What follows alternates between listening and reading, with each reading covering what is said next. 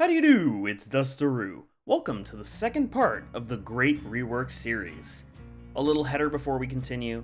Regarding the Michael rework video, I was not expecting it to blow up the way it did.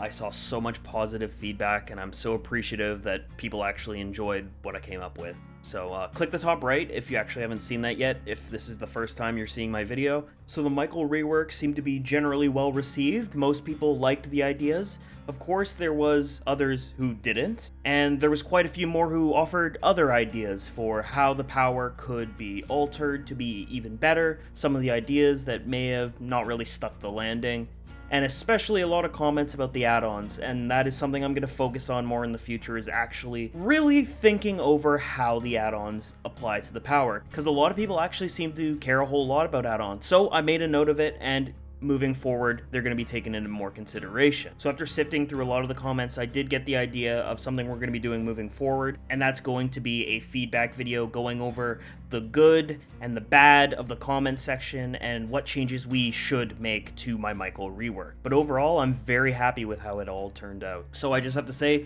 thank you for everyone who gave it a watch, left a like, and a comment. It really did touch my jaded, veteran DVD player heart that so many would be interested in the idea of Dead by Daylight rework so much that they would watch a video about it. So, thank you. But that was then, and this is now. So today, we're going to be talking about everybody's favorite trickster. Kanda! Oh hell, not you. Get out of here! Wait, actually don't go too far. I may need you soon enough. It's time to fix behavior's biggest licensed failure. Freddy Krueger.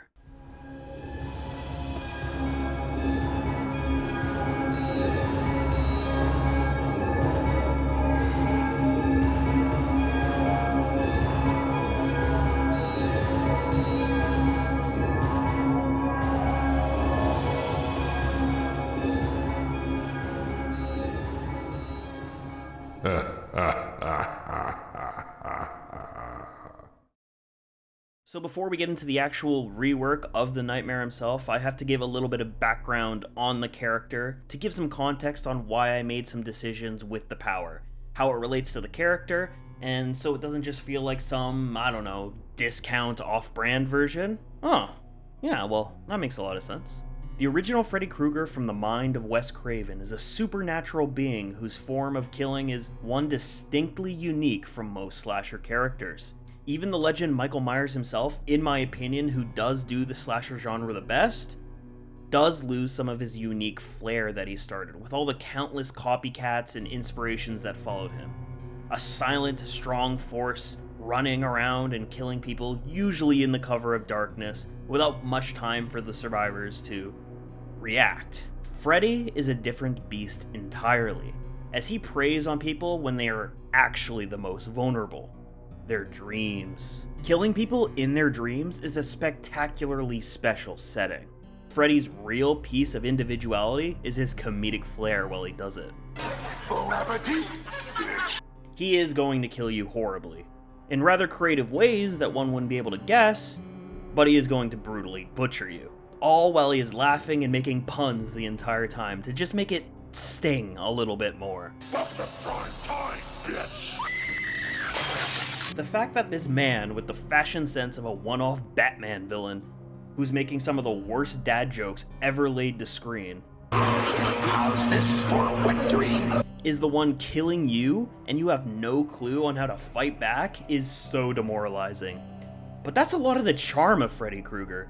He's just some random sick bastard blessed with obscenely powerful abilities and takes joy in mocking his victims. He takes a lot of joy in mocking his victims. It's all just a game. It's all fun to him. We do have to talk about the diddler in the room. We need to bring up the Freddy that we did get in Dead by Daylight. The one devoid of most of the personality and fun to be found in the original Child Chopper. That's not something I really want clipped out of context. The fun Freddy we all know and love is now a killing the children who he abused but didn't manage to finish off. Isn't that fun?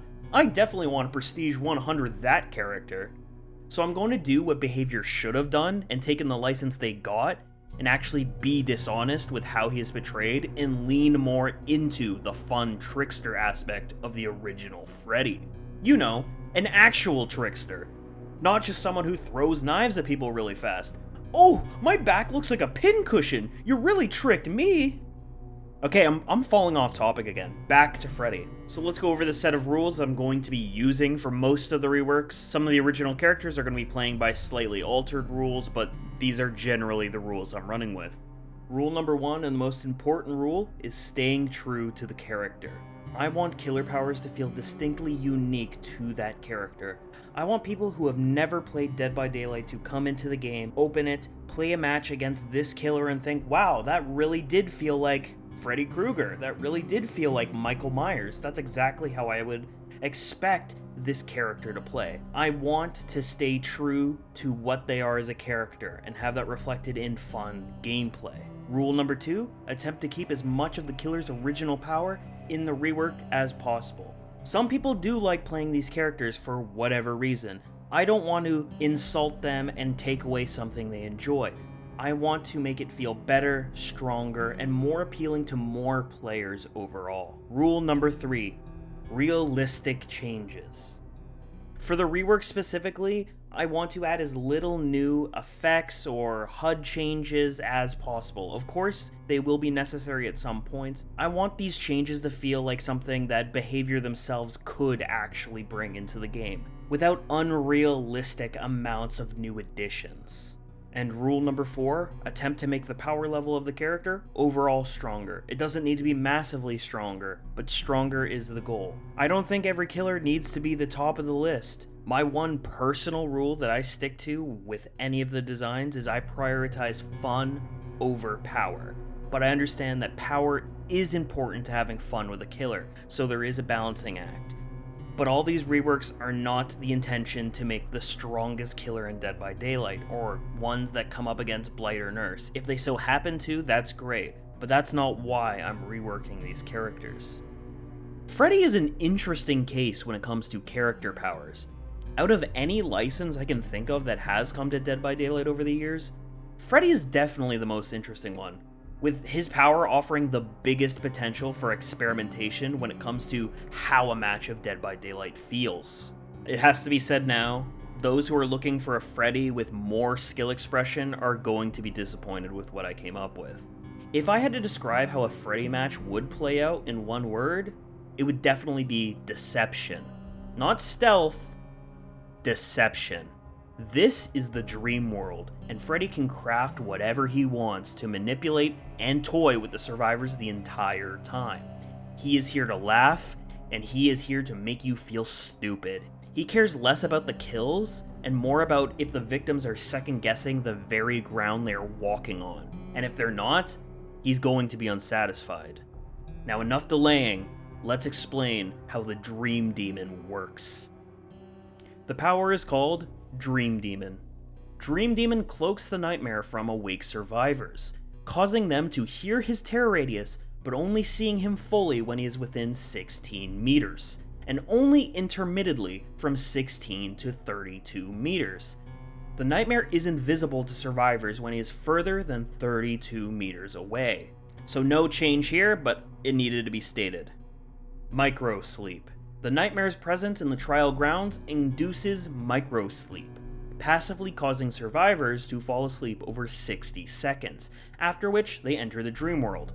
Also no change there. The dream world. Survivors start the trial in the dream world. Once inside the dream world, survivors suffer from the oblivious status effect. Survivors only hear the nightmare's non-directional lullaby. Survivors can see dream delusions present in the trial. They can also see dream traps and dream pallets placed by the nightmare. Successful basic attacks will always immediately pull survivors into the dream world. Dream delusion. While survivors are in the dream world, they can see and interact with several dream delusions. These include dream generators. 2 fake generators spawn in at the start of the trial. They can be repaired, regressed, seen through aura reading perks, and be teleported to by dream projection. These generators can be repaired up to a total of 50% of max repair, and will disappear from the trial permanently only leaving behind a Freddy laugh to alert the survivors they were interacting with a dream delusion. Fake dream traps. Randomly around the map, fake dream traps will appear on the ground at random intervals of time. These can range from 5 to 60 seconds. When stepped on by a survivor, they disappear and leave behind a Freddy laugh, letting them know they've interacted with a dream delusion. Dream breakable walls. Randomly at broken wall locations, a fake wall will appear for a random amount of time from 5 to 60 seconds. Once they disappear from that location, they cannot respawn for at least 30 to a maximum of 60 seconds. If interacted with by survivors, the wall will disappear, and a Freddy laugh will play to let the survivors know they've interacted with a dream delusion. Dream totems. At the start of the trial, 4 random totem locations will be occupied by dream totems. If booned or cleansed by survivors, they will disappear and leave a Freddy laugh behind, letting them know they've interacted with a dream delusion. Waking up. Survivors have only 2 options to leave the dream world.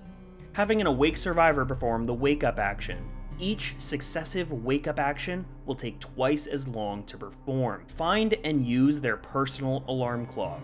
Using an alarm clock will give survivors immunity from microsleep for 30 seconds. Freddy's basic attacks will remove this immunity and place survivors into the dream world. Here comes the controversial one. Special abilities. All special abilities are active every trial. Dream traps. Freddy's Dream Pool is a base of 10 tokens. Press and hold the power button to consume a token and place a dream trap on the ground directly in front of the nightmare. There is no movement penalty when dropping dream traps. Survivors that come in contact with dream traps suffer one of 12 various effects, which can be stacked and reapplied. Number 1. Survivors suffer a 15% hindered effect for 5 seconds, or as long as they stand within the pool of the dream trap, which lasts a total of 5 seconds. Survivors suffer blindness for 90 seconds. Survivors suffer from 50% increased breathing and footstep sounds for 60 seconds. Number 4. Survivors suffer from the exposed status effect for 20 seconds. 5. Survivors scream out and have their aura revealed for 10 seconds. Number 6. Survivors become exhausted for 40 seconds. Number 7. Survivors become afflicted with deafened for 10 seconds. Number 8. Survivors become afflicted with hemorrhage for 90 seconds, regardless of health state.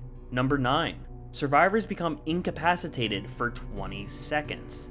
And these last 3 effects can only be applied to injured survivors. Number 10. Injured survivors become broken for 30 seconds. Number 11. Injured survivors are afflicted with deep wounds. Number 12.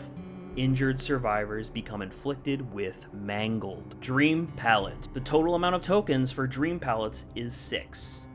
Press and hold the power button to consume a token and place a Dream Pallet at an available location.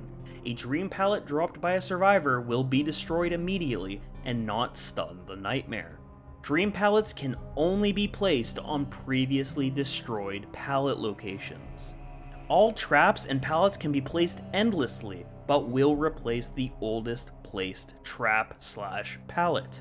Dream Projection. Press and hold the active ability button to lock in on a generator and fully channel your projection. Doing so allows Freddy to select one of 2 abilities, to either teleport to the locked on generator, or send a Freddy projection to walk towards the locked generator. Dream Projection is on a 30-second cooldown. The 15% stack for each survivor in the dream world has been removed. Dream Projection Teleport. Freddy, after channeling Dream Projection, can teleport to any generator, powered or unpowered. This includes dream generators. Dream Projection Fake Freddy. Freddy, after channeling Dream Projection, can send out a fake Freddy from his current location, who will take the shortest path towards the marked generator, and kick said generator, causing regression. until a survivor interacts with the regressing generator. Any survivor actively working on a generator when a fake Freddy is kicking it is applied with the incapacitated status effect for 15 seconds. Fake Freddy can kick through survivors regardless if they are working on the generator or not. Dream projection does not go on to cooldown until the fake Freddy has left the trial. Fake Freddy has a 32-meter terror radius or lullaby applied to him that can be heard by both awake and dreaming survivors. Original Freddy does keep his lullaby in terror radius. And that's the power. Now let's quickly go over the add-ons and we can discuss what the hell just happened. Wool Shirt. Microsleep's passive timer is reduced by 5 seconds. Sheep Block. Adds 2 tokens to Freddy's Dream Pool. Kids Drawing. Gain 200 bonus blood points when triggering a dream trap. All effects besides Survivor's Scream and Aura Revealed are removed. Garden Rake. Adds 1 more dream totem to the match. Prototype Claws. On hit, Freddy applies his lullaby to the survivor, but not his terror radius. This effect lasts 20 seconds. Outdoor Rope. Dream generators need to reach 60% total repair to disappear from the trial. Nancy's Sketch. This is unchanged. Green Dress. Dream pallets that are dropped cause the survivor to hear Freddy's lullaby like he is next to them for 20 seconds. Cat Block. Increase Freddy's Dream Trap pool by 3 tokens. Unicorn Block. Increase Freddy's Dream Trap pool by 5 tokens. Paint Thinner. Dropped dream pallets hinder and hemorrhage survivors. Nancy's Masterpiece. Unchanged. Jump Rope. Adds 1 extra dream generator to the match. Blue Dress. Dropped dream pallets respawn immediately and reveal the survivor's auras for 8 seconds. Pill Bottle. Unchanged. Swing Chains. Dream traps apply 2 effects at once. Class Photo. This is unchanged. Z Block. Alarm clocks now alert Freddy upon use and hinder the survivor for 10% for 5 seconds. Red Paintbrush. Survivors cannot see their alarm clock outside of 24 meters. Black Box. Dream totems are now lit up like hexes upon being cleansed. The survivor is exposed for 30 seconds. With that, the video is almost coming to a close, but I want to explain a few decisions on why I made this power. Let's start off with the biggest change, and that is basically the dream snares being changed to dream traps. While there is a big hit to his anti-loop, I want you all to be honest with me. Who likes dream snares? I can't hear your response, but I know there was a universal yeah and a deep sigh. I don't think anyone really cares that Freddy's are not going to be dependent on the most boring anti-loop in the game, for both sides. At least you can try and fake out artists' birds. It's not great counterplay, but it's there. I think the random stacking debuffs and effects makes sense for Freddy, just making your life a little more difficult and turning the right side of your screen into a joke. In a sense, this can still be anti-loop, as the speed debuff and the chance of being exposed could be a huge fear factor for a survivor, but more likely than not it'll be some other debuff. It lets survivors take the risk if they want to dare the trap to get an extra loop, or if they're too frightened, they can drop the pellet early. So we have a similar playstyle to how snares used to work, but a lot less suffocating to enjoyment and choice. Is it the smarter choice to drop the pellet early? Probably. But can you risk it and try and just stack debuff on debuff on debuff that you think you could get away with to greed a single pallet? Absolutely. With all the additional changes to add a little bit more map pressure to Freddy, I feel like this aspect of the kit doesn't need to be so oppressive just to give Freddy a chance in a match. You don't need the tremendously boring snares to just break pallets fast so maybe you can get it down. And now that we're talking about his map pressure, that leads us straight into Dream Delusions, which I feel is going to be a controversial game mechanic for some people. I think some people will find it very entertaining and exciting and a breath of fresh air, especially for Freddy. Some others may find it less interesting and kind of a time waste. They're probably thinking, oh boy, more gen time, yay, the totem did not count, so fun. But I don't think every single aspect of a killer power needs to be necessarily interesting to go against. Like example, we have sprays, vaccines, Pinhead's box. They're all kind of boring or uninteresting. I don't really like using them. I don't like interacting with them. I'd rather do something else. But I think most can agree that they're important parts of that killer's power and should probably stay in the kit. Maybe for the better, maybe for the worst. Regardless, their overall experience hinges on that less than subpar mechanic. But I don't think it should be compared on the same level as Pinhead's box, because Freddy's dream delusions and basically the whole power is avoidable if you so wish. And the fun and true to character aspect of Freddy's dream world is that it is like a literal nightmare. So much so that it might actually push survivors to go get out of dream so they can feel some sense of security in the match, and that just seems really interesting to me. It's up to survivors if they want to rush down gens and take the risk of working on fake objects, or take the time to find their clock or an awake teammate and use that time while awake to scout the map and figure out what's real and what's not. This also gives Freddy an incentive to play in different ways. To keep dreams as like a constant state, we could have Freddy focusing on a hit and run like build. Hitting a survivor? Now that the reality is clouded, go apply it to somebody else before they spill all of your secrets. But the true drive of it is just anything to get a Freddy to stop tunneling is a huge, no, massive win for everybody.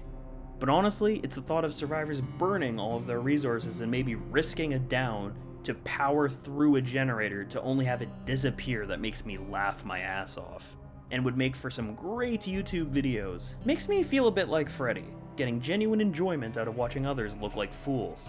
And that's truly what I want out of Dead by Daylight killers, to feel like they are actually those characters and offer a very different experience over other killers. With this change, or one similar, he could do so better than every other killer on the roster. Finally, we can see some justice for behavior's biggest blundered licensed character. I don't come into these looking to make an S-tier killer, but rather one I would enjoy going against and one I would like playing as. That's not appealing to everybody, and that's fine. I really only want to touch the killers that I feel need something to bring them out of the dark shade they live under. Which is basically a fantastic lead into the next killer in the Rework series, the first non-licensed character. Or should I say, characters. The ones in the most desperate need of some attention. The monsters at high MMR themselves.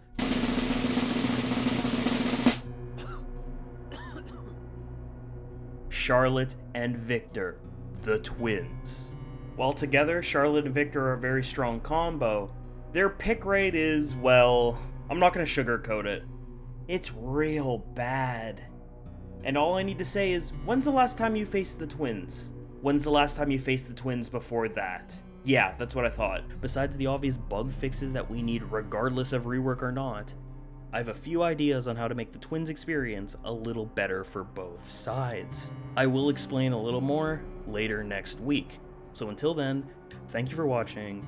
I'm Dustaru, and I'll see you all real soon. Bye-bye.